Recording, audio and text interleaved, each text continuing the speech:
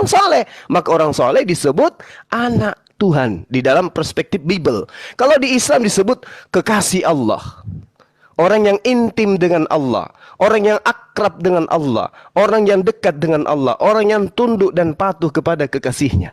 Itulah yang dijabarkan oleh Al-Quran dan juga Bible, bahwa Yesus itu ciptaan Tuhan, bukan Tuhan itu sendiri. Silakan. Salam satu Tuhan.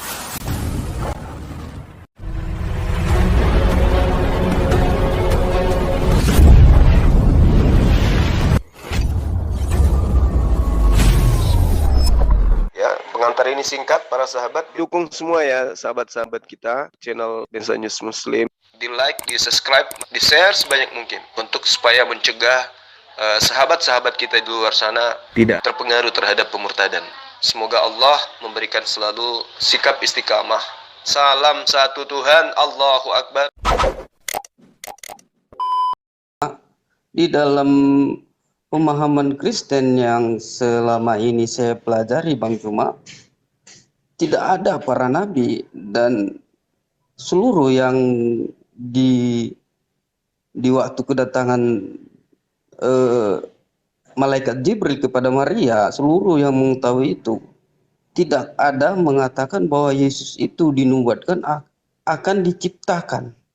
Nah, di sini yang saya mau bantah, menekankan di mana yang mengatakan hal itu diciptakan dalam Bible. Nah, memang kalau di dalam kitab saudara kita Muslim di Al-Quran, ya semua halnya akan diciptakan. Dan sebelum pun istilahnya masanya Baginda Muhammad ada dan diangkat sebagai nabi, nah semua belum tertib. Seakan-akan dibuat pandangan tidak tercipta. Setelah datang Baginda Muhammad, barulah semua tercipta. Kira-kira seperti itu yang saya pandang di dalam persepsi yang dipahami ya, yang saya pahami gitu. Jadi seakan-akan tidak mengikuti alur yang sudah terdahulu sebelum kehadiran Nabi Muhammad ya, kira-kira seperti itu. Jadi sangat bertolak belakang ya Bang Juma, dan sangat juga melenceng daripada yang Abang jabarkan tadi, dan tidak ada seorang pun para nabi yang bernubuat kedatangan Yesus itu diciptakan. Nah, itu yang saya mau bantah dari pernyataan Bang Juma. Makasih. Oke, makasih. Jadi kalau kita berbicara mengenai nubuat, artinya kita berbicara tentang sesuatu yang akan terjadi. Nah, kita lihat di manakah nubuatan yang secara global diterangkan tentang penciptaan Yesus. Coba kita lihat di dalam Kejadian 1 nomor 26. Apa yang Tuhan katakan di situ? Ya. Berfirmanlah Tuhan, baiklah kita menjadikan manusia. Asa ini adalah pekerjaan. Pekerjaan ini menghasilkan sesuatu, membuat. Jadi kalau membuat itu adalah satu tindakan bekerja. Satu tindakan bekerja itu di dalam ilmu pengetahuan jelas itu adalah menjadikan sesuatu yang tadinya tidak ada menjadi ada, alias mencipta. Kata asa di dalam Kejadian 1 nomor 26 itu jelas sekali bertindak, kuperbuat, mengadakan, atau melakukan, atau menunjukkan, atau membuat. Ini tidak bisa kita pungkiri. Melaksanakan, ya, atau menghasilkan. Itu bisa juga tuh. Jadi kalau dikatakan menciptakan, membuat, melakukan, mengolah, atau melakukan sebuah tindakan, bekerja untuk menghasilkan sesuatu, itu adalah proses penciptaan. Maaf Maka, Bang, saya sedikit oke, ya Bang. silakan. Saya nggak mau nanti kita berputar-putar sampai di situ. Kita masuk kepada intinya aja, karena yang kita debatkan pun adalah suatu ciptaan. pandangan abang, ciptaan itu seperti apakah dan diwujudkan dengan apakah? Ya, baik. Jadi gini, kalau yang dikatakan ciptaan itu disebut makhluk. Saya ulang. Kalau yang disebut ciptaan itu disebut makhluk. Ya. Kalau yang menciptakan disebut khalik. Apakah Yesus pernah disebut makhluk? Yes. Di mana Yesus disebut makhluk? 1 Korintus 15 nomor 48. Yesus disebut makhluk di sana. Kalau kita lihat di dalam kitab saudara, ya, makhluk di situ dalam original teksnya disebut sebagai apouranios. Apouranios itu adalah sesuatu yang dijadikan atau benda-benda surgawi.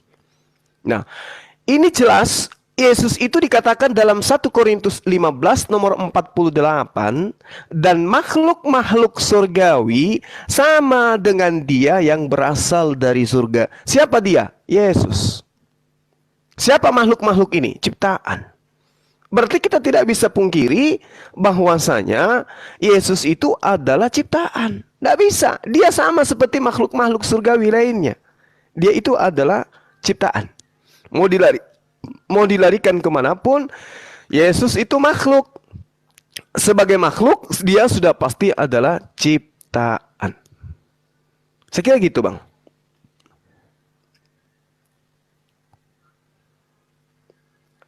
Ada lagi?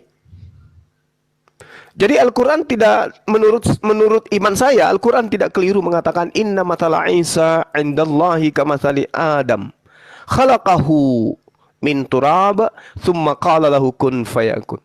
Jadi Yesus, Isa itu dicipta yang dari saripati tanah. Ini yang diterangkan dalam Al-Quran. Makasih Bang penjelasannya. Iya, baik.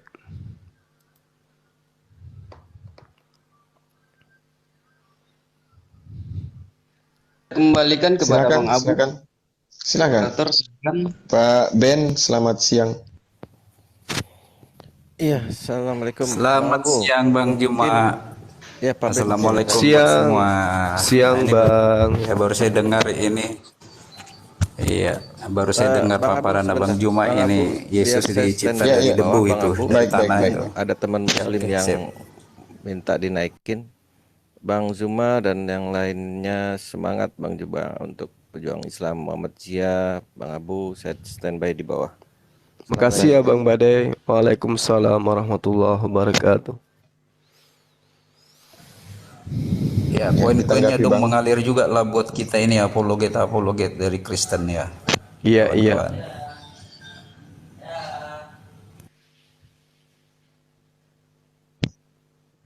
Silakan Bang, apa yang tadi disampaikan Pak Ben tadi itu mengenai apa tadi Pak poinnya, penciptaannya. Iya, betul. Iya, saya dudukkan dulu. Ini diskusi ya, bukan debat kusir. Udah capek saya ngedengar Bang Lai Juma ini dengan Malikil dengan ini debat. Nggak ada runjungannya ya. Iya, Yang iya, pertama salam NKRI, salam toleransi. Itu yang penting. Ya, Merdeka. penting Pader kita udah meletakkan dasar negara kita ini, yaitu kebebasan beragama, 5 agama yang telah sebenarnya sudah selesai, bahwa Muslim Islam udah selesai dengan agama, dengan kitab sucinya. Kristen juga udah selesai dengan kitab sucinya, sudah selesai, sudah merdeka itu. Tapi kalau ada didiskusikan, why not? Mari kita diskusikan. Dan premnya adalah saya harus lebih percaya Lai Juma ini lebih mahir, lebih canggih kitab sucinya daripada aku. Dan sebaliknya demikian juga. Jadi supaya nanti on the track terus di dalam perdiskusian ini. Jadi enggak melenceng ke sana, akhirnya hujat, akhirnya caci maki, kita tambah dosa bukan pahala. Kita kan cari pahala di sini. Benar nggak kawan-kawan? Iya, benar Bang, betul. Di samping betul. cari koin juga kita cari pahala di sini. Baik Pak koin Pendeta, juga, ya. baik Pak Pendeta. Silakan Bang. Iya, kalau bisa aku jawab, ku jawab. Kalau tidak bisa aku jawab, ya nggak aku jawab. Demikian juga temanku apologet Kristen yang ada ya. Saya berbicara di tataran normatif aja di dalam diskusi ini ya. Nggak usah terlalu nanti naskah aslinya teksnya. Karena lembaga kitab Indonesia itu sudah punya tim di dalam kajian rumusan di dalam naskah aslinya itu. Mereka lebih pintar dari saya juga, mungkin dari apologet Kristen. Ya kalau udah lebih pintar apologet Kristen yang di luar-luar ini, mereka juga pasti udah dipanggil Lembaga Alkitab Indonesia, karena di sana udah berbagai gereja ada itu. Oke, lanjut.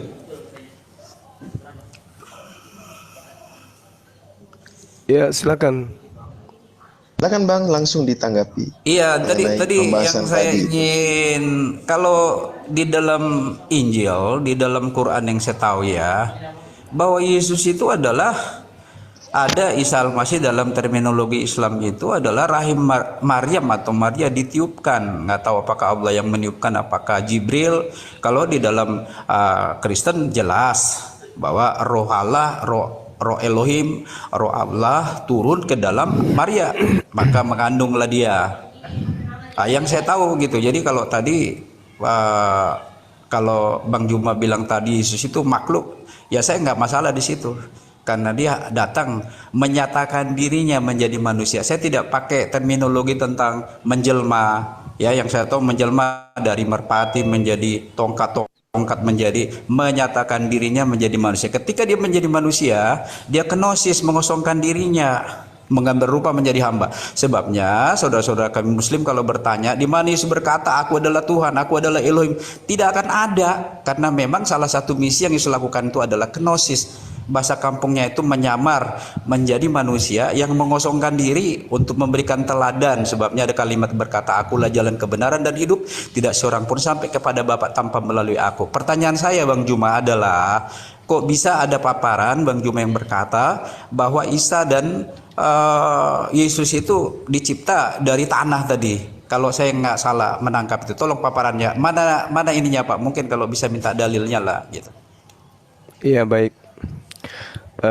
Jadi yang pertama yang perlu dipahami sebelum kita masuk ke dalam Al-Quran, semua keturunan Adam itu tercipta dari sari pati tanah. Itu kita harus akui dulu, Pak. Sementara di dalam kitab saudara, suka Sari pati tanah ya kawan ya.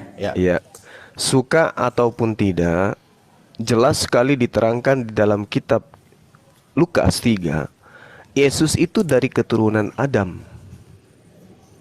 Anak Kenan, anak Arfasak, anak Shem, anak Nuh, anak Lamek, anak Metusala, anak Henok, anak Yared, anak Mahalalel, anak Kenan, anak Enos, anak Set, anak Adam.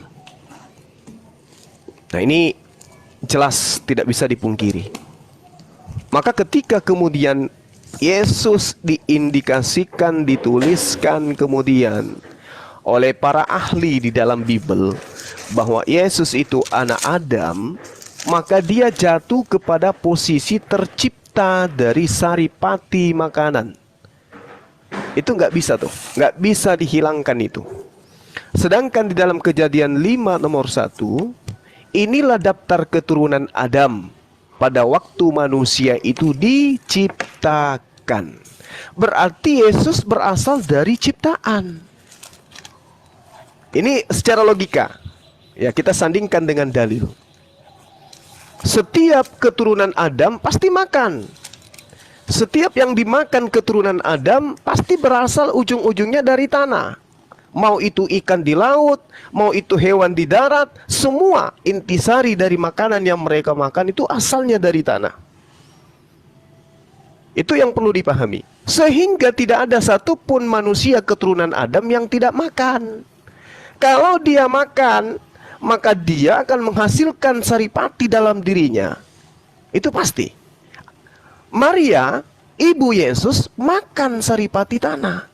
Sehingga yang ada dalam bentuk yang ada di dalam rahimnya itu adalah satu biologis yang tidak bisa kita pungkiri berasal dari saripati tanah. Kemudian ditiupkan roh untuk hidup. Kalau dia tidak ditiupkan roh, maka keluarnya pada saat ibunya melahirkan adalah mayat, jenazah. Anak meninggal di dalam kandungan sebelum terlahirkan. Tapi ternyata yang terlihat, Yesus begitu keluar dari rahim, dia hidup. berarti berhasil roh itu menghidupi manusia Yesus. Sebagaimana yang dikatakan di dalam kitab saudara, Zakaria 12 nomor 1, Tuhan menciptakan segala roh yang ada pada diri manusia. Lagi-lagi Yesus itu manusia. Lagi-lagi Yesus keturunan Adam. Lagi-lagi Adam dan keturunannya adalah ciptaan. Sekarang mari kita colek akal. Al-Quran mengatakan di dalam surah Ali Imran, Bismillahirrahmanirrahim, Inna mathala Isa indallah kamathali Adam. Semisal penciptaan Isa bagi Allah itu sama seperti penciptaan Adam. Dari tidak ada menjadi ada. Dari sesuatu yang dibentuk kemudian ditiupkan ruh, hidup dia. Khalaqahu, dia diciptakan min turab, dari tanah. Tsumma qala lahu kun fayakun. Lalu kemudian Allah mengatakan hidup, hidup. Tidak ada yang bisa membantah itu. Makanya saya katakan di awal pembukaan saya tadi, andai saja saudara pendeta Ben diberi kuasa oleh Tuhan untuk bela lautan, maka itu bisa dia lakukan. Diberi kuasa dia bela langit, dia bisa lakukan. Dia diberi kuasa membangkitkan orang mati, dia bisa lakukan. Kenapa? Karena dia mendapatkan sertifikasi dari pencipta langit dan bumi untuk melakukan itu. Siapapun yang diberi kuasa, seperti apa kuasa itu diberikan, maka itulah yang terjadi. Makanya Yesus bersaksi. Yesus bersaksi nih. Di dalam Yohanes 5 nomor 36. Ada kesaksianku yang lebih penting dari kesaksian Yohanes. Apa itu?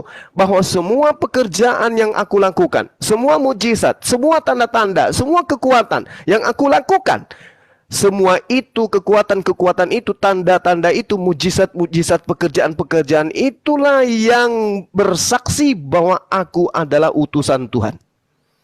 Jadi tidak ada dasar pijakan kemudian mengatakan dia adalah Tuhan yang menjelma. Karena kalau kita melihat analogi sederhananya, yang dikatakan menjelma itu, saya kasih contoh. Ada orang menjelma menjadi babi ngepet. Maka orangnya hilang, yang ada adalah babi. Kalau Tuhan menjelma menjadi manusia, Tuhannya hilang, yang ada adalah manusia. Tapi pertanyaannya kemudian, kita akan ditabrak dengan data pengakuan Yesus. Yohanes 8 nomor 42. Apa yang dikatakan oleh Yesus kepada orang-orang yang ada pada zamannya? Jikalau Allah adalah Bapakmu, kamu akan mengasihi aku, sebab aku keluar dan datang dari Allah. Dan aku datang, saya ulang, dan aku datang bukan atas kehendakku sendiri. Berarti yang menyamar menjadi manusia ini bukan Tuhan, tetapi dia hanyalah manusia yang diberi kuasa untuk menyampaikan firman Tuhan. Demikian sementara Pak Pendeta, silakan. Baik, saya bertanya ya. Lay Jumat saya panggil kau Lay Saya mau Jumat. izin pamit dulu ya. Jazakallahu. Assalamualaikum warahmatullahi wabarakatuh. Iya. Oke, Pak. Yang pertama, Waalaikumsalam warahmatullahi wabarakatuh. yang pertama supaya kita bertambah ilmu ya Lay Jumat. Yang pertama Anda bilang tadi manusia itu sumbernya dari sari makanan.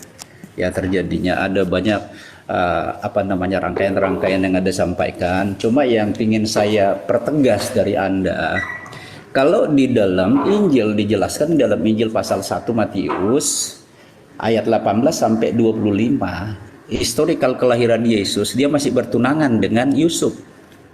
Dan di dalam Quran tidak dijelaskan, bahkan Yusuf itu kalau saya tidak salah tolong dikoreksi, tidak ada di sana muncul suaminya Maryam atau Maryam itu. Pertanyaan saya kawan, bukankah secara logika ya harus ada pembuahan di dalam rahim itu sehingga terjadilah yang namanya janin bayi di dalam kandungan itu.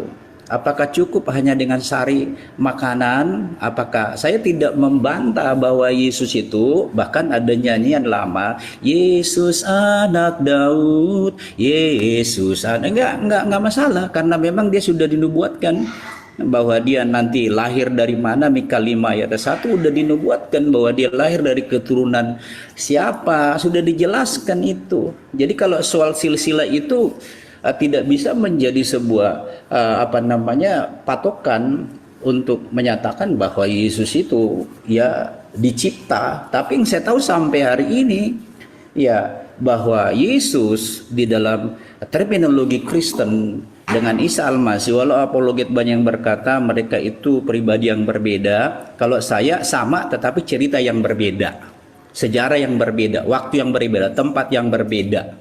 Jadi kalau saya begitu, jadi itu yang saya ingin kejar dari Laijuma ini. Bagaimana mungkin seorang Maryam atau Maryam belum punya suami? Karena nggak dijelaskan itu secara, kalau di dalam Bible dijelaskan secara terperinci bahwa sampai nanti Maria itu melahirkan, Yusuf tidak menjamah dia, mereka tidak bersetubuh. Ya, jadi ini perlu saya penjelasan ini kawan. Tolong. Baik Bang. Saya sedikit Bang. Iya, silakan. Saya cuman hanya membuat satu argumen khusus pribadi Bang Juma ya. Iya, silakan. Di waktu tadi Bang Juma menjabarkan tentang Yesus yang memang penuh kuasa, apakah tidak ada sedikit pun yang terganjal di dalam hati Abang di waktu Abang memaparkan itu? Nggak ada yang mengganjal, sama sekali nggak ada. Itu udah berkesesuaian, iya. Dalil maupun akal. Ya nggak apa-apa Bang. Nah, saya hanya menanggapi itu bahwasannya jika kita memaparkan sampai dengan pemaparan Abang tadi, itu pasti ada teguran atau detakan dalam hati kita ataupun dalam jantung kita, mendorong hati kita itu kok ada terdesak seperti itu ya. Kalau saya firasatnya seperti itu Bang. Nah, tapi itulah hal yang saya mau tanyakan ke Abang. Kalau Abang bilang enggak, ya bisa oke, nggak apa-apa. Iya, ada lagi Bang? Itu mungkin dijawab dulu Laijuma. Iya, Ya, baik. dari pertanyaan saya tadi, silakan. Iya, jadi kalau di dalam pemahaman saya, Pak, sebagai orang yang beragama ini ya, kita kan ini ceritanya beragama, artinya orang-orang yang punya strata keimanan, tingkat keimanan itu berdasar terhadap pemikiran dan juga hasil daripada pencarian, kan gitu. Nah, kita memahami Tuhan itu maha kuasa. Kalau hanya dasar pijakan bahwasanya Maria tidak dihamilkan oleh seorang laki-laki, lantas kemudian kita menafikan kemahakuasaan Tuhan, saya rasa kita tidak pantas disebut sebagai orang beriman. Makanya saya katakan tadi bahwasanya ketika Tuhan itu menginginkan sesuatu, maka itulah yang terjadi. Innama amruhu idza arada syai'an ayyaqula lahu kun fayakun. Ketika Tuhan menghendaki sesuatu, baginya hanya berkata jadi, maka itu yang terjadi. Sama seperti yang diterangkan di dalam kitab saudara, Yesaya 55 nomor 11. Sebelum saya masuk ke dalam ya, ke pertanyaan saudara. Di situ diterangkan bahwasanya, demikianlah firmanku yang keluar dari mulutku. Ia tidak akan kembali dengan sia-sia, tetapi ia akan melaksanakan apa yang kukehendaki dan akan berhasil dalam apa yang kusuruhkan kepadanya. Firman-Nya datang kepada Maria, dihantarkan oleh malaikat Jibril. Wahai Maria, Tuhan yang Maha Tinggi menginginkan engkau hamil dan melahirkan seorang anak, dan hendaklah engkau menamai dia Yesus. Atau yang ada di data lain, Immanuel. Yang mimpinya Yusuf, katakan namanya Yesus. Apakah itu berhasil atau tidak? Oh, tidak berhasil. Kenapa? Maria tidak punya suami. Perintah Tuhan gagal. Apakah demikian? Tidak. Makanya ketika Tuhan mengatakan, aku menghendaki engkau hamil, hamil dia, Pak. Meskipun tidak punya suami. Kok bisa gitu? Lah, yang menginginkan siapa? Yang menginginkan Tuhan, pencipta yang maha kuasa, yang maha dahsyat. Oh, nggak bisa, dia nggak punya suami. Loh, ini kita berarti tidak beriman. Berarti kita tidak mendudukkan perkara akal di dalam beragama.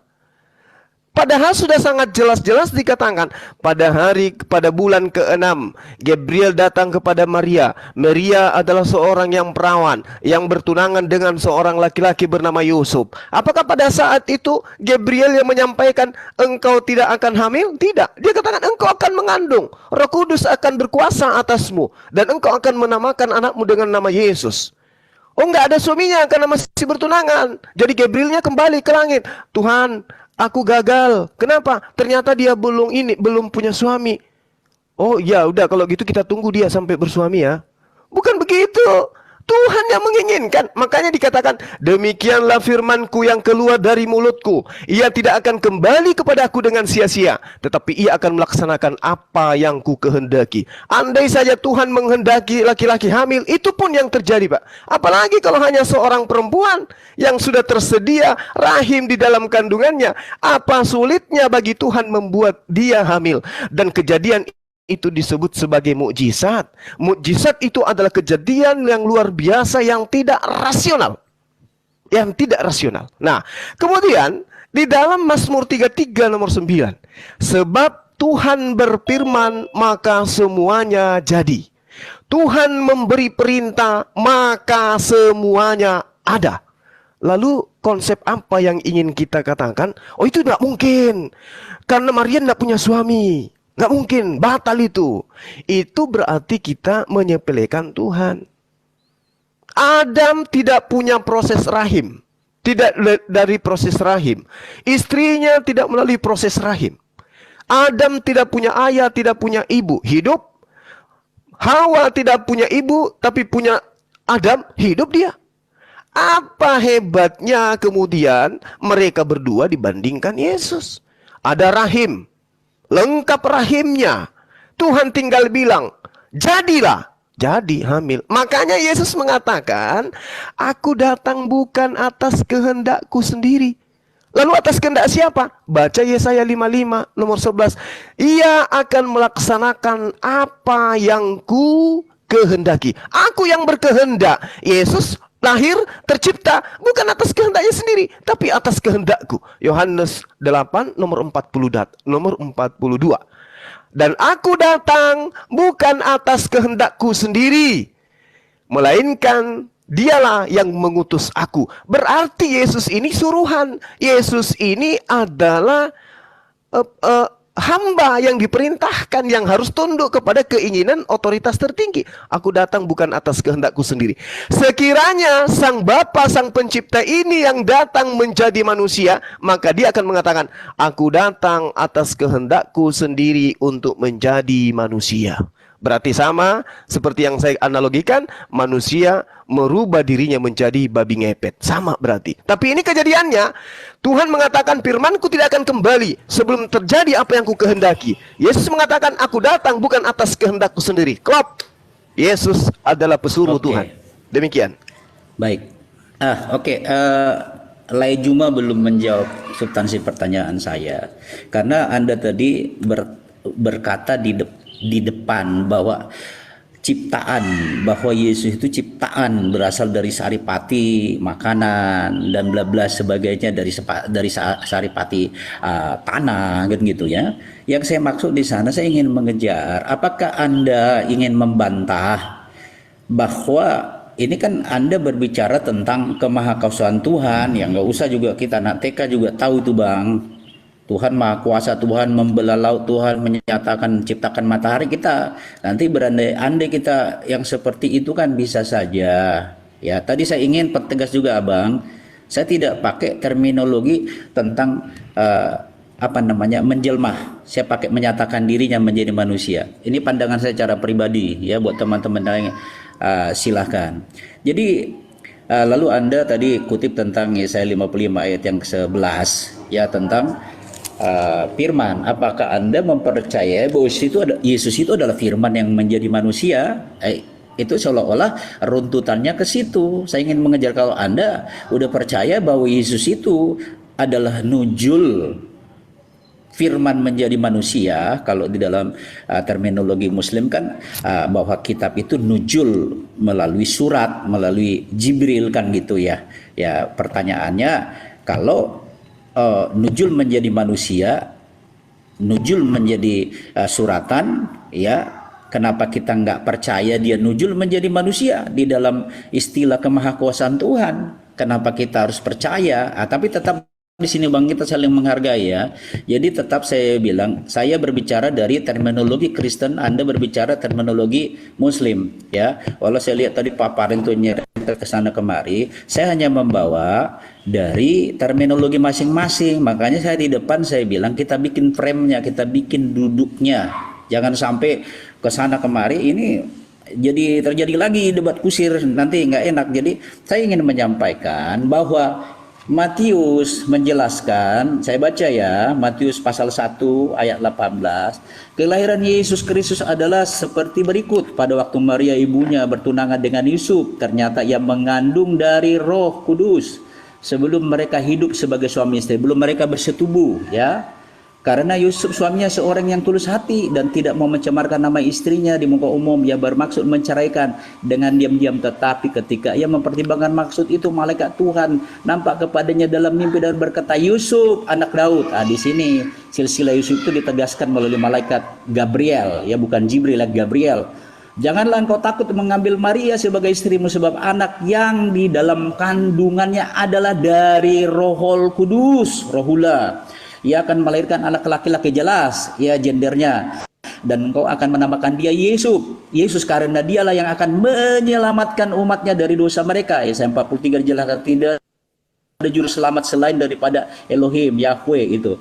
Hal itu terjadi sebagai genap yang difirmankan Tuhan oleh Nabi, sesungguhnya anak darah itu akan mengandung dan melahirkan seorang anak laki-laki, dan mereka akan menamakan dia Immanuel, Allah beserta kita. Tuhan ada di tengah-tengah kita, yang artinya Allah menyertai kita. Sesudah bangun dari tidurnya, Yesus berbuat seperti yang diperintahkan malaikat Tuhan itu kepadanya, yang mengambil Maria sebagai istrinya. Tetapi ayat 25, tetapi tidak bersetubuh dengan dia sampai ia melahirkan anak laki-laki, dan Yusuf menamai dia Yesus. Jadi clear di sini Bang, clear and clean, bahwa tidak ada perbuatan andil manusia di dalam proses Yesus yang kami percayai, yang tertulis dalam Injil. Nggak tahu, baru saya tahu bahwa Anda menjelaskan bahwa Isa Al-Masih, yang saya tahu di dalam terminologi itu nggak saya terlalu tahu tentang itu. Anda yang harus menjelaskan itu. Hari ini saya bingung dengan pemaparan itu, bahwa yang saya tahu selama ini, yang saya mengerti pahami, bahwa Isa Al-Masih itu sendiri juga lahir oleh Rohullah. Ya, tidak ada campur tangan manusia, apakah saripati makanan, apakah saripati tanah yang seperti Anda paparkan tadi. Saya tidak tahu, saya tidak mengerti, sehingga sekarang ini saya berbingung-bingung. Jadi sekali lagi tadi saya minta, saya tidak pakai istilah menjelma ya, menyatakan dirinya menjadi manusia untuk mengenapi Yesaya 9, ya disebut dia adalah Allah yang perkasa. Itu nubuatan tentang Yesus nanti di dalam Yesaya pasal 11 dan sebagainya. Lanjut Bang. Iya, baik. Aku ada sedikit Bang Gemma. Oke, silakan. Mengingatkan bahwasannya, ya sebagai kami saudara Bang Juma yang Kristen itu, yang telah mengenal firman Tuhan ataupun dibilang Injil, kita sudah memegang Injil yang aslinya. Jika memang Bang Juma sedikit memaparkannya agak bersalahan, ataupun dibilang tidak mengena dengan seperti bapak-bapak gereja yang lebih terdahulu menjabarkannya kepada kita, ya saya cuma sarankan abang lebih lagi belajar dan gali lagi bahwasannya Injil yang sebenarnya itu, yang telah muncul sebagai manusia yang dipercayai oleh orang Kristen, seperti apa dan seperti apa, supaya lebih paten gitu ya menjelaskannya. Kira-kira seperti itu Bang yang saya mau madai ke Abang. Kira-kira gitu. Iya, baik. Terima kasih banyak atas nasihatnya. Saya tetap belajar dan akan selalu belajar.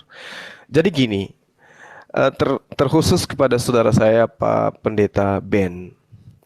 Kalau kemudian kita sudah beriman lebih dulu, maka semua apa yang mendukung iman kita itu akan kita jadikan sebagai landasan penguat. Itu kalau kita beriman dulu. Tapi kalau kita dudukkan perkara akal dulu, baru kemudian manifestasi daripada hasil yang dihasilkan oleh akal itu kita anggap mutlak benar, baru diimani, maka iman itu yang punya derajat tinggi. kapasitas iman itu yang iman yang benar. Sehingga kita tidak kemudian menabrakkan antara akal, logika dengan iman. Nah, sekarang yang Anda paparkan itu adalah iman. Lalu mengambil data-data di dalam kitabnya, ya, di dalam perjanjian lama, perjanjian baru, untuk mendukung iman Anda, meski itu timpang secara logika. Satu, ketika saudara mengatakan dia sudah dinubuatkan, dia berasal dari seorang wanita perawan, di situ sudah gagal sebenarnya iman saudara. Kenapa saya katakan gagal? Karena Anda melupakan unsur keibuan yang ada pada diri ibunya. Bukan hanya dalam proses kandungan. Bahkan ketika dia bayi, anak-anak, remaja, dewasa, bahkan sampai kepada unsur-unsur dakwah Yesus itu melibatkan ibunya. Tuhan tidak mensifati sifat seperti itu. Kalau akal yang menjadi pijakan untuk menjelaskan. Kalau Anda mengatakan Yesus itu tidak ada kaitannya dengan makhluk lain, salah. Andai saja rahim Maria tidak menjadi tumpangan, dia mau lahir seperti manusia, kayak mana dia mau lahir? Tidak mungkin dia tercipta seperti ayam, dari telur, tidak mungkin. Karena dia manusia. Dia dihukum oleh kodrat manusia. Maka dia membutuhkan kemudian rahim untuk dilahirkan. Itu satu. Kalau Anda memaksakan, berarti Anda mau tidak mau mengakui bahwa Maria itu ibunya Tuhan. Dia ibunya Tuhan. Sebagai ibunya Tuhan, pasti akan melahirkan Tuhan. Kambing ketika melahirkan tidak mungkin buaya. Kambing yang dilahirkan adalah kambing. Ayam ketika bertelur, yang ditelurkan, yang dientaskan itu ayam. Begitu juga kambing melahirkan, pasti yang keluar kambing. Manusia melahirkan, pasti manusia yang dilahirkan. Sekarang masalahnya manusia yang dilahirkan ini dipaksakan menjadi Tuhan. Itu poin yang saudara harus pahami. Lalu kemudian kita masuk ke ranah dalil.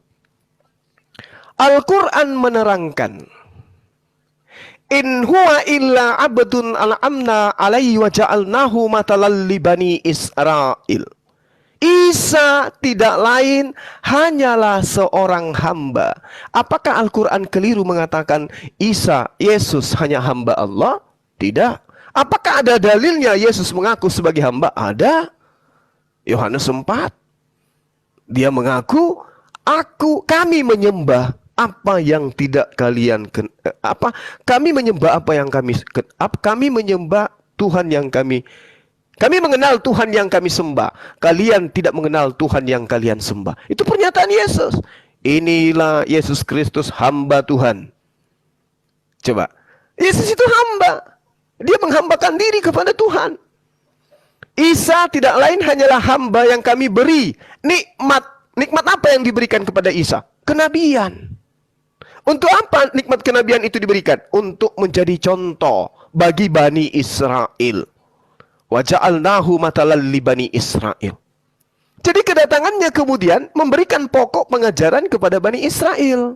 Dia datang sebagai apa? Pengakuannya kurang lebih 3 tahun dia berdakwah, dia mengaku sebagai apa? Mengaku sebagai utusan Tuhan. Bukan mengaku Tuhan yang mengambil rupa atau apa tadi istilah Bapak, bahwa dia itu adalah manusia. Tapi pada prinsipnya dia adalah Tuhan yang kemudian mengambil rupa manusia. Ini konsep apa selain konsep iman?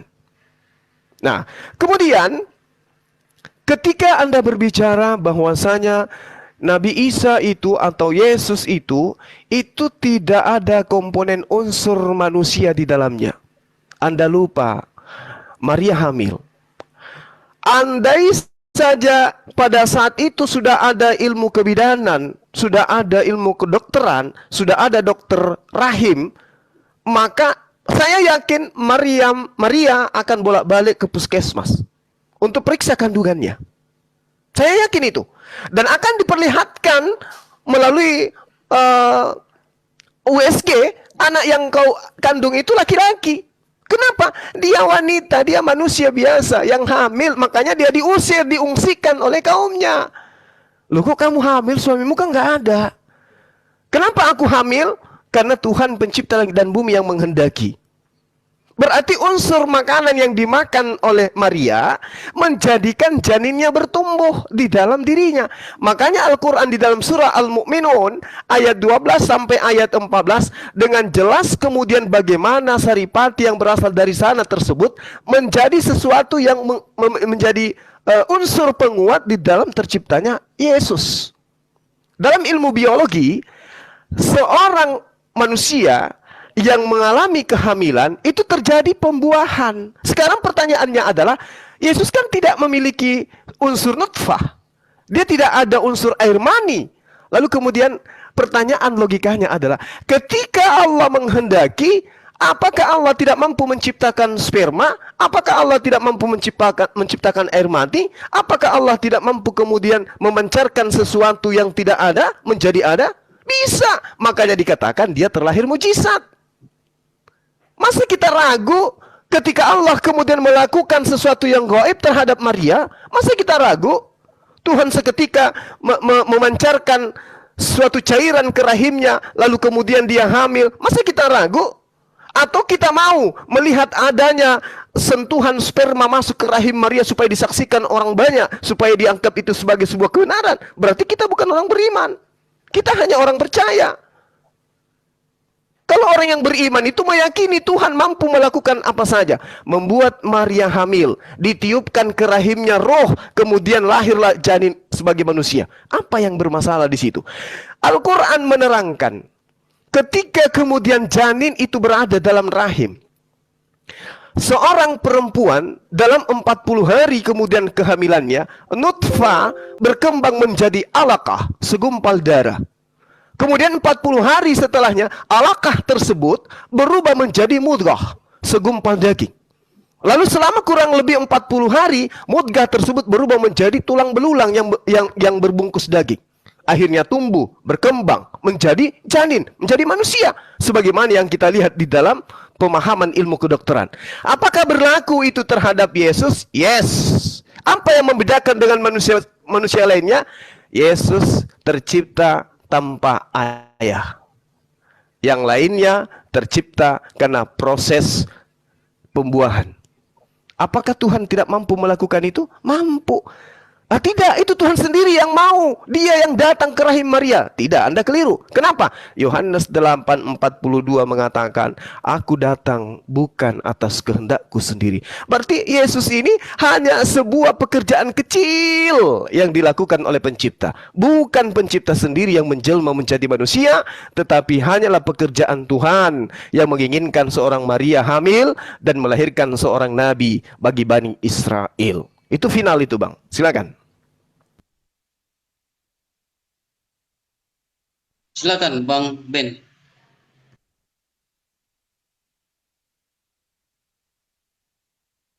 Bang Ben kita ini, aduh. Argumen dia yang tadi Bang Juma paparkan ya kan, nggak mungkin aku yang duluan menyautkan.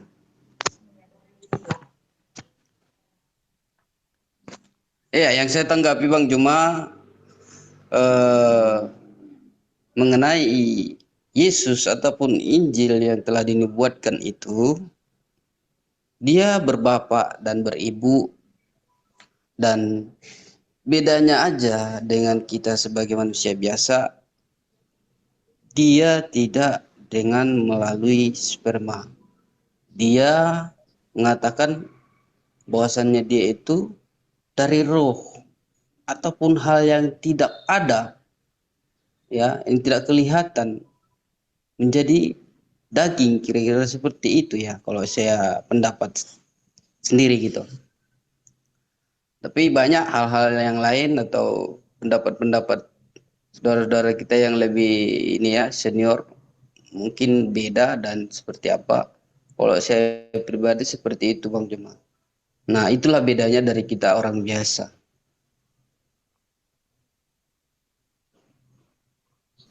Iya. Bang. Iya, jadi gini saudaraku dari hati gitu ya. Sebenarnya kenapa kami itu beriman kepada Nabi Isa alaihissalam? Karena beliau itu memiliki mujizat-mujizat yang sangat luar biasa yang tidak dimiliki oleh manusia lain. Lalu kemudian Islam, ya gimana? Lalu kemudian silakan Bang, silakan kalau Saya Contohnya, dulu ya, maaf Le, ya saya dulu ya. Jadi dari tadi Bang Juma ini belum memberikan suatu gambaran tentang mujizat itu apa. Apakah mujizat itu bersifat biologis? Apakah apa istilah kalau saya salah sebut, maafkan, kun payakun? Apakah yang saya tahu mujizat itu adalah yang dari tidak ada menjadi ada. Itu yang saya tahu sampai hari ini. Ya, kalau memang secara alamiah, secara natural, yang Bang Juma itu jelaskan dari tadi kan antara mujizat dan natural itu buat saya jadi tesis antitesis jadinya yang dijelaskan oleh Abang itu. Sebabnya saya bilang coba pertanyaan saya kan kami bertanya ini dalam konteks keimanan Anda, pasti Anda yang lebih paham mumpuni di sana, dan demikian kami juga. Jadi ketika Anda menyatakan hal-hal tentang kitab Bible kami, maaf ya Le Jumai, banyak yang berantakan secara kontekstual, secara historikal, itu nggak nyambung kan gitu. Tetapi ya itu sebab jauh saya beda, Bang bilang Juma. Masih banyak, kita masih kembalikan cukup banyak belajar Bang Juma. kepada proporsinya. Memang begini kawan, Bang Juma, ya memang kamu harus percaya Yesus dulu sebagai Tuhan dan Juru Selamatmu, baru kamu dibukakan rahasia kerajaan surga itu. Nah, gitu Kalau juga, tidak, memang sulit. Gitu juga. Iya, memang begitu. Bagaimanapun kan kita yang di sini kan kita ini lagi bersyariat ini supaya orang-orang percaya, orang-orang di bawah ini mendengar. Saya jelas katakan Yesus adalah Tuhan, Tuhan kami. Dan Itu juga. yang yaitu iya kan firman Tuhan bilang Allah itu adalah roh. Itu adalah seperti syahadatnya orang Israel, Shema Israel Adonai Eloheinu Adonai Eloheinu Ehad. Dengarlah hai Israel, Tuhan kita itu Esa Ehad. Kristen itu Tuhannya satu. Ya, yang membuat banyak orang bingung itu ya ketika terjadi sebuah tafsiran-tafsiran, muncullah oneness, muncullah Tritunggal dan sebagainya. Tapi yang jelas mulai di pertama, kedua dan yang ketiga supaya agak sedikit mengembang ini ya bahwa Tuhan Kristen itu adalah satu, yang roh itu, tetapi dia nujul, menyatakan dirinya menjadi manusia di dalam diri Yesus yang lahir dari perawan Maria. Di dalam konteks yang Abang Juma bilang tadi, bagi Tuhan itu mujizat, ada mujizat. Kenapa kita harus pakai akal seperti Albert Einstein bilang, beriman tanpa akal, akal tanpa beriman adalah kosong, bla bla. Iya, saya setuju tuh kawan. Itu hanya sebagai referensi menguatkan daripada keimanan kita. Tetapi ingat, secara sekularitas, paham sekularitas, ya nanti kita masuk kepada gnostik ya. Jadi kita nanti akhirnya mengambil paham-paham dari luar. Kalau menurut saya, bahwa kekristenan, imannya itu muncul dari mana? Iman timbul dari pendengaran akan Injil Kristus. Jadi kami tidak beriman dari sumber lain, hanya beriman dari Alkitab. Yang saya tahu juga mungkin saudara kita muslim ya imannya dari Quran, hadis dan sunnah. Yang saya tahu begitu. Jadi kalau penambahan ilmu dari luar, dari sana, itu hanya penambahan pemahaman kita di dalam dunia skolaritas ini, di mana kita sebagai saya yakin Anda scholar muslim ya ingin mencerdaskan pemahaman orang-orang di luar sana ya. Kalau kita hanya membawa dari ranah agama, dia bilang nanti kalau kami itu belon kau, yang kau tahu cuma ya saya perlu ya kuliah, perlu sarjana, perlu belajar ya, enggak masalah, enggak masalah itu. Cuma dari tadi saya mau nanya sama kau Lei Juma, apakah Anda percaya bahwa Isa Al-Masih dalam konteks ya, kalau kami dalam konteks Yesus yang lain ya, Isa Al-Masih itu adalah Yesus yang lain yang diceritakan di dalam kitab Anda itu. Adakah campur tangan manusia di sana untuk adanya Isa lahir sebagai nabi yang Anda anggap nabi Anda itu gitu? Silakan kawan, tolong ini dijawab dulu. Iya, jadi mustahil kemudian Isa lahir tanpa ibunya. Saya ulang. Mustahil kemudian Isa lahir tanpa ibunya. Demikian juga Yesus. Mustahil Yesus lahir tanpa ibunya. Jadi jangan kita menafikan histori yang ada. Yesus itu pernah di dalam rahim manusia. Kalau Maria mati pada saat hamil, mati apa yang ada di dalam dirinya, termasuk janinnya. Andai saja Yesus itu tidak diceboin, mohon maaf. Ini dalam perspektif pertanyaan saudara. Apakah melibatkan orang lain? Siapa yang menceboin Yesus ketika dia Nggak masih usah bayi? lah. Coba kita lain juga ngomong itu lebih beretika lah. Nggak usah pakai cebok, nggak usah pakai bidan, nggak usah. Ya kan lebih ada yang lebih cerdas ngomongnya. Kak, saya turun nggak enak ngomong yang begini. Anda itu jadi seorang penghujat, janganlah. Lebih saya enak, menghujat juga ya, Pak? iya, Oke. menghujat itu. Oh, Jangan jadi saya cebok, menghujat bidannya. ketika begitu. Iya. Baik. Saya minta Jangan. maaf kalau gitu. Oke. Iya. Oke. Tapi begini, Pak. Di dalam Yesaya 44 nomor 10 nomor 11 dikatakan, siapakah mereka yang membentuk Tuhan dalam rupa makhluk, dalam rupa patung, semua mereka akan kubuat malu. Jadi kalau Bapak malu dengan pernyataan saya, ya itu sudah nubuat, Pak. Itu harus kita terima. Bapak harus terima itu. Anda mengatakan apakah manusia lain terlibat tentang Tuhan Yesus? Saya menjelaskan terlibat, Pak. Gak mungkin Yesus bisa menyelesaikan sesuatu tanpa bantuan orang lain. Contoh, di dalam Lukas 2 Yesus disunat. Apakah Yesus bisa menyunat dirinya? Tidak, Pak. Gak bisa, Pak. Bang, maksud saya dalam konteks Isa Al-Masih. Kalau di dalam konteks gitu ya. Yesus, ya itu saya lebih memahami dari Anda. Iya, Anda harus iya, percaya. baik. Saya juga percaya kepada Anda. Anda gitu. lebih memahami Isa Al-Masih daripada saya. Oke. Jangan dibawa ke Yesus, nggak usah melebar. Jadi jadi nggak mencerdaskan kita ini. Malikin naik, Bang Malikin. Iya. Iya,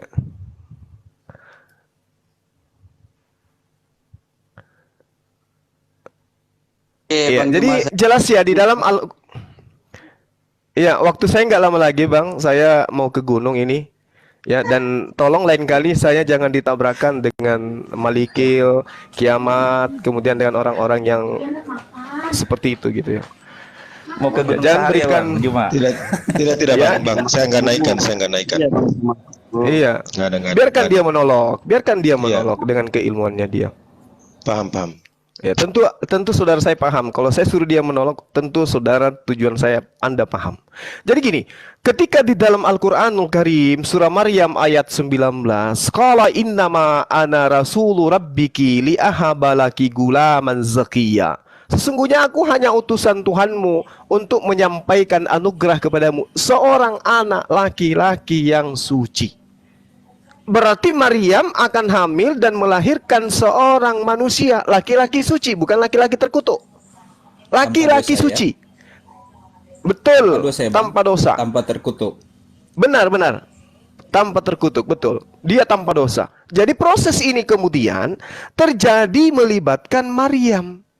Artinya Nabi Isa alaihissalam itu lahir dalam keadaan dicipta dengan mukjizat.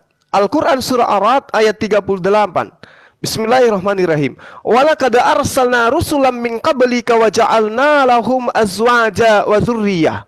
Wa ma kana lirasulin ay ya'tiya bi ayatin illa bi iznillah likulli ajalin kitab. Dan sungguh kami telah mengutus beberapa rasul sebelum engkau Muhammad, dan kami berikan kepada mereka istri-istri dan keturunan. Tidak ada hak bagi seorang rasul mendatangkan suatu bukti mukjizat kepada dirinya melainkan biiznillah, dengan izin Allah. Untuk setiap masa ada ketentuan, ada ketetapan yang tertentu. Ini jelas, Bang. Jadi Al-Quran menerangkan para nabi itu diberi mukjizat. Sedangkan mukjizat yang Anda pertanyakan itu jelas berasal dari kata mukjizat ini sendiri berasal dari kata yang kemudian kami pahami bahwa makna dari kata mukjizat ini tidak lain adalah satu istilah yang berarti sesuatu yang luar biasa dan terjadi pada diri seorang nabi atau seorang rasul. Dari kata mukjiz. Mukjiz ini diartikan sebagai sesuatu yang melemahkan, sesuatu yang mengalahkan. Artinya kejadian yang terjadi pada seseorang yang melemahkan kejadian-kejadian dan mengalahkan kejadian-kejadian yang lain. Inilah yang dimaksud dengan mukjizat di dalam Al-Quran. Nah, kenapa mukjizat ini terjadi pada Nabi Isa alaihissalam? Untuk melemahkan iman Yahudi yang mengatakan Isra itu adalah anak Tuhan. Karena dia bisa melakukan hafalan-hafalan terhadap Torah dan seterusnya. Tapi kemudian Allah menciptakan Isa alaihissalam untuk mematahkan itu. Bahkan ada yang lebih luar biasa, seorang manusia hamil tanpa suami, seorang anak lahir tanpa ayah. Untuk memberikan tanda kepada Bani Israel bahwa Tuhan Maha Kuasa menciptakan segala apapun menurut apa yang Tuhan mau. Menciptakan manusia tanpa ayah ibu, menciptakan manusia tanpa ibu, menciptakan manusia tanpa ayah. Semua sudah diperlihatkan oleh Allah kepada Bani Israel. Apakah mereka beriman? Tidak beriman. Nah, terkait dengan ajaran saudara, ketika saudara mengatakan bahwasanya bukankah di dalam Al-Quran itu disebutkan bahwa Nabi Isa itu berasal dari Ruhullah? Betul. Berasal dari kalimat juga. Firman Tuhan, kehendak Tuhan yang kemudian dianulir sehingga Tuhan memberikan ruh kepada janin tersebut, hiduplah dia. Itulah yang dimaksud dengan mukjiz. Kejadian yang luar biasa yang kita sebut dengan kata mukjizat. Sesuatu yang terjadi yang luar biasa yang ada pada diri Nabi dan Rasul. Nah, bagaimana dengan mukjizat ini? Apakah ini adalah sebuah tanda bahwa dia adalah Tuhan? Tidak. Nabi Isa alaihissalam menyeru, "Ya Bani Israel, inni Rasulullahi ilaikum." Wahai Bani Israel, sesungguhnya aku ini adalah utusan Allah pencipta langit dan bumi yang datang kepadamu. Sama di dalam kitab saudara. Kisah Para Rasul 2 nomor 22. Yohanes 5 nomor 36. Semuanya sama. Matius 24 nomor 15. Semuanya sama. Bahwa Yesus Isa mengaku sebagai utusan Allah, mengaku sebagai utusan pencipta langit dan bumi. Perkara ini saya rasa sudah cukup, Pak Pendeta dan juga saudara saya dari Hanti dan Akhi Abu Hadid. Saya kira udah tuntas bahwasanya Nabi Isa adalah ciptaan Tuhan, bukan Tuhan itu sendiri. Bagaimana Pak Pendeta dan juga saudara yang lain? Ya, Tidak ada kalau yang saya salah sendiri Wan. Dari pribadi paparan yang terminologi sebentar Le. Dari terminologi Islam paparan Anda itu tidak salah. Itu benar-benar 100% benar dari sudut pandang iman saudara kami Muslim. Tidak ada yang salah. Ya, tapi paparan Anda tentang kekristenan itu banyak multitafsir yang sedemikian liar kawan. Ya, karena saya seorang pengajar, saya mengerti tentang apa-apa. Jadi Anda itu hanya main comot-comot. Nanti lebih banyak belajarlah supaya lebih memahami. Tapi saya berdoa ketika Anda belajar Rohul Kudus yang hadir kepada perawan Maryam itu hadir di dalam diri Anda, karena tidak seorang pun bisa percaya Yesus sebagai Tuhan dan juru selamatnya kalau bukan Rohul Kudus yang akan menginsapnya. Saya berdoa buat engkau, Lai Juma dan siapapun, supaya tentunya juga saudara-saudara menginginkan saya dapat hidayah untuk menjadi Muslim, bukan sama juga kami sebagai apologet Kristen. Saya mengasihi engkau Bang Juma, dan paparan Anda tentang kekristenan saya bilang semua hampir salah. Tidak ada yang ini karena lari konteks semuanya. Tapi tentang Anda memaparkan keimanan Anda, saya tidak bilang satu pun salah. Semua itu pasti benar. Tuhan Yesus mengasihi kita semua yang menonton, ada yang memandang 707 ya, dan juga yang punya ini yang room ya. Tuhan memberkatimu Lai Abu Hadid ya. Senang bisa, saya juga senang boleh di apa namanya sparring partner dengan Abang Juma ini yang begitu ditakuti apologet yang lain ya. Tapi saya lihat di sini beliau itu sangat santun dan baik, dan kedepannya saya meminta ya kata-kata berak ini semuanya enggak lah, jangan, karena Yesus baik. Isa Al-Masih di dalam konteks Muslim hargai juga. Ya, hargai supaya jangan sampai ke depan kita ini orang scholar yang seperti ini jadi otak punya tetapi attitude nggak punya, kita malu nanti dibilang begitu. Tambahkan Le, silakan Le dari hati. Saya juga ingin sampaikan tuduhan itu sudah diwakili sama Pak Ben ya kepada Bang Juma. Saya cuma ingin menyampaikan, saya ingin suatu perubahan dari Bang Juma untuk jumpa di sesi lain waktu.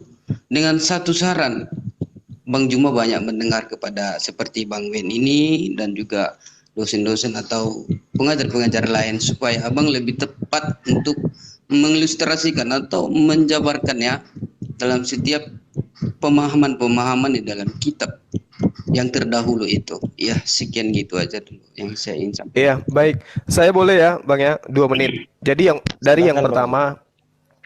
pertama Saya mengajak Pak Pendeta untuk membahas di lain waktu, apakah sebentar malam atau besok malam, terkait dengan di manakah Roh Kudus itu bekerja, di Islam atau di Kristen. Saya rasa ini penting untuk kita bahas tentang Roh Kudus. Roh Kudus ini bekerja di Islam atau di Kristen. Nah, terkait dengan yang saudara saya dari hati sampaikan, gini saudara, saya ini adalah aktivis bela diri. Dulu waktu saya lepas dari SMA, saya itu mencari bela diri, beberapa organisasi bela diri yang ada di Kota Makassar ini. Saya mendatangi bela diri yang ada dengan prinsip, siapa perguruan yang bisa mengalahkan saya sparring, saya belajar di situ. Ini maknanya bahwasanya saya tidak akan pernah belajar kepada orang yang saya lebih paham daripada dia. Nah, untuk itulah kemudian kalau saudara mengatakan saya silakan mendengarkan, saya pasti mendengarkan. Saya pasti mendengarkan.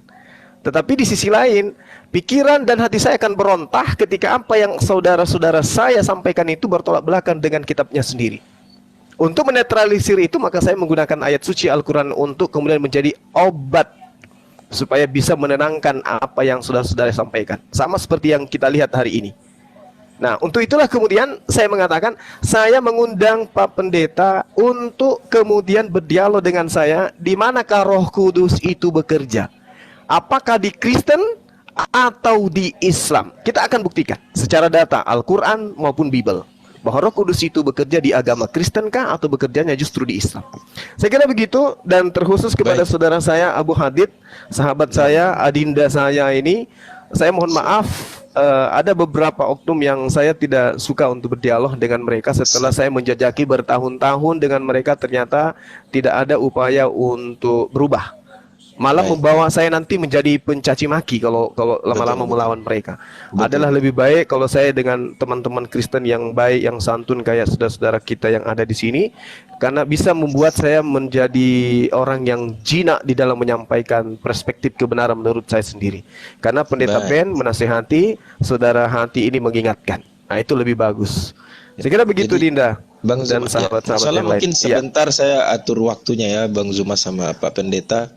Jam berapa kira-kira mau tergantung beliau, akhirnya soalnya saya nanti ini saya mau ke gunung. Iya baik. Siap. Oh ya, saya bentar dulu, saya mau promosikan ini. Teman-teman yang ada di Komal sini, mohon support saya di channel YouTube Abu Hadid TV, juga channel Bang Zuma, Zulfikar M Abbas Official. Tolong di subscribe. Zulkifli M Abbas Official. Oke. Pamnya apa Bang ini Bang Zuma? Pamnya apa Makassar? Saya Andi, Bang. Andi ya. Oh, dari keturunan darah biru itu kalau ada Andi-andinya ya. Oke. Oke, Zulkifli M Abbas Official ya. Teman-teman begitu ya. Insya Allah kita mungkin akan hadirkan lagi. Ini juga dong PSBN dengan dari ini channelnya dari Iya, dipromosikan. Oh iya, dipromosikan aja. Silakan Pak, kalau mau promosikan channelnya silakan. Iya, jangan juga lupa teman-teman ada 270 di sini. Ya, saya juga ada PSBN dan juga dari hati, ya boleh diikuti ya. Oke, kalau ada kurang lebih dari perkataan ucapan yang menyinggung perasaan, memang lidah tidak bertulang ya. Ampuni, maafin kami. Dalam konteks iman kami, perspektif iman Kristen, Tuhan Yesus memberkati kita semua. Tuhan yang menyatakan dirinya menjadi manusia untuk menyelamatkan kita semua. Semua orang telah berdosa dan telah kehilangan kemuliaan Allah, tetapi kasih karunia Allah ialah hidup yang kekal di dalam Yesus Kristus Tuhan kita. Amin. Shalom. Oke, Pak Ben nanti fallback ya, Pak Ben. Makasih Bang, makasih. Pak Pendeta, nanti fallback biar saya bisa DM ya. Oke, terima kasih Gurunda Zuma, Pak Pendeta, saudaraku dari hati. Terima kasih. Saya pamit dulu kepada teman-teman kita. Ya, sahabat yang ada di Komal ini, yang ada di Taiping, barakallahu fikum, terima kasih. Islam Kristen, Anda luar biasa telah menemani kami berdialog pada siang hari ini. Anda luar biasa, semoga Tuhan berkati kita semua. Begitu juga yang ada di channel-channel YouTube yang berafiliasi dengan Komal saudara kita Abu Hadid, termasuk yang ada di channel Pak Pendeta PSBN dan juga dari hati. Kami berterima kasih Anda luar biasa, jayalah selalu Indonesia merdeka. Assalamualaikum Salam warahmatullahi NKRI. wabarakatuh. Assalamualaikum warahmatullahi Salam wabarakatuh. NKRI. Waalaikumsalam. Waalaikumsalam. Luar biasa diskusi hari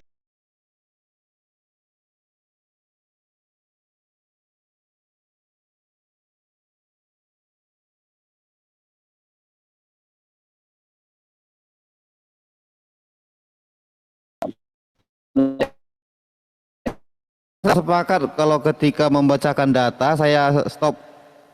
Iya, di stop lah. Nanti nggak. Tapi begini ya. Kalian saya stop. Kalian itu baca dulu. Habis kalian baca mau tafsirlah. Pokoknya data itu kalian baca saya stop. Tapi ketika kalian berhenti langsung menafsir, saya akan menjalankan waktu. Oke? Oke, saya baca ya. Jangan di situ dibaca di tafsir. Maksudku baca dulu semua habis, baru Iya, gitu. betul. Oke, baca langsung habis. Oke. Saya baca ya. HR Ibnu Majah nomor 1846. Ahmad Ibnul Azhar telah menceritakan kepada kami, beliau berkata, Adam menceritakan kepada kami, beliau berkata, Isa bin Maimun menceritakan kepada kami dari Al-Qasim, dari Aisyah. Beliau mengatakan, Rasulullah SAW bersabda, nikah adalah termaksud sunnahku. Maka siapa saja yang tidak mengamalkan sunnahku, berarti bukan golonganku. Menikahlah kalian karena aku akan membanggakan banyak jumlah kalian di hadapan seluruh umat. Siapa saja yang memiliki kemampuan, maka menikahlah. Dan siapa saja yang belum mendapatkan kemampuan, hendaklah ia berpuasa karena puasa dapat memutus syahwatnya. Jadi pertanyaan saya begini, Farhad. Kalau kamu dituntut, ya, sunnah pernikahan dari Nabi Muhammad, harusnya kau itu wajib mengikuti sunnahnya. Contoh, menikahi anak di bawah umur. Kalau kamu tidak ikut sunnahnya, jelas di sana dikatakan kamu bukan bagian dari golongannya. Wow.